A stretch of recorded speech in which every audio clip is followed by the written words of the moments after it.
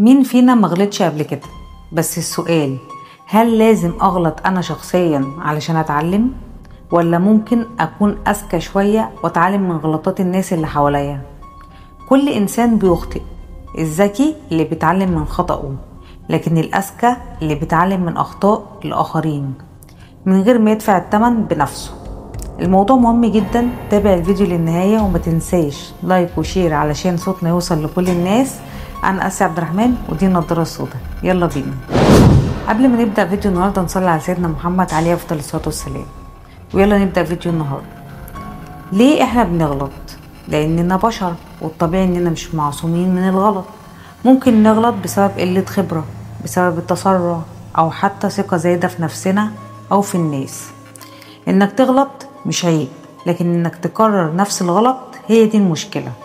اللي بيغلط وبيتعلم من غلطه ده بيتقدم وبيطلع لقدام، انما اللي بيغلط وبيكابر واقف مكانه. ايه الفرق بين اللي بيتعلم من غلطه واللي بيتعلم من غلط غيره؟ اللي بيتعلم من غلطاته بياخد وقت وبيدفع ثمن الغلطة اللي غلطها، لكن اللي بيركز في الناس اللي حواليه وبيركز في تجاربهم بيفهم هم غلطوا في ايه. ده بيكسب كتير من غير ما يخسر. مثلا واحد دخل مشروع مع ناس وما خدش الضمانات الكافية واتنصب عليه. انا هتعلم من غلطه، لما ادخل مشروع مع حد هأمن نفسي وهاخد الضمانات الكافية. او مثلا واحد اتجوز على مراته وانفصل عن زوجته الاولى، هشوف هو كده مرتاح مبسوط ولا خسر حياته، ولا تايه بين اولاده من الزوجتين، ندمان ولا ناجح في حياته، ولا خسر الاستقرار وبعد عن اولاده. اتعلم من تجربته ومفكرش اتجوز مرة تاني نهائي. والحياة مليانة تجارب ولسه وهنفضل نتعلم. ازاي اتعلم من غلطات الناس فعليا؟ ركز في اللي بيحصل حواليك، ما تبقاش متفرج بس. بدل ما تضحك على اللي غلط فكر انا لو مكانه كنت هتصرف ازاي.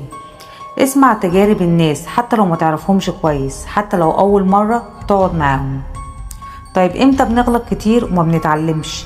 لما بنفتكر اننا فاهمين كل حاجة، لما نبرر الغلط بدل ما نعترف بيه، لما نحس ان اللي حصل لغيري مش هيحصل لي ابدا، والنتيجة بنقع في نفس الغلط وبنقول يا ريتني كنت اتعلمت بدري.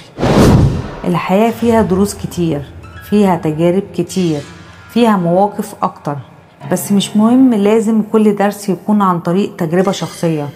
اتعلم من اللي قبلك، من اللي حواليك، حتى من اللي اصغر منك. وافتكر دايما المقولة دي: الشاطر مش اللي ما بيغلطش، الشاطر اللي بيتعلم لو من غلطة غيره. وعايزة اقول حاجة، انت عشت تجربة وغلطت ودفعت تمن غلطتك، بلاش طول الوقت تأنب نفسك. اتعلم من غلطك ونقطة من اول السطر وابدأ من جديد.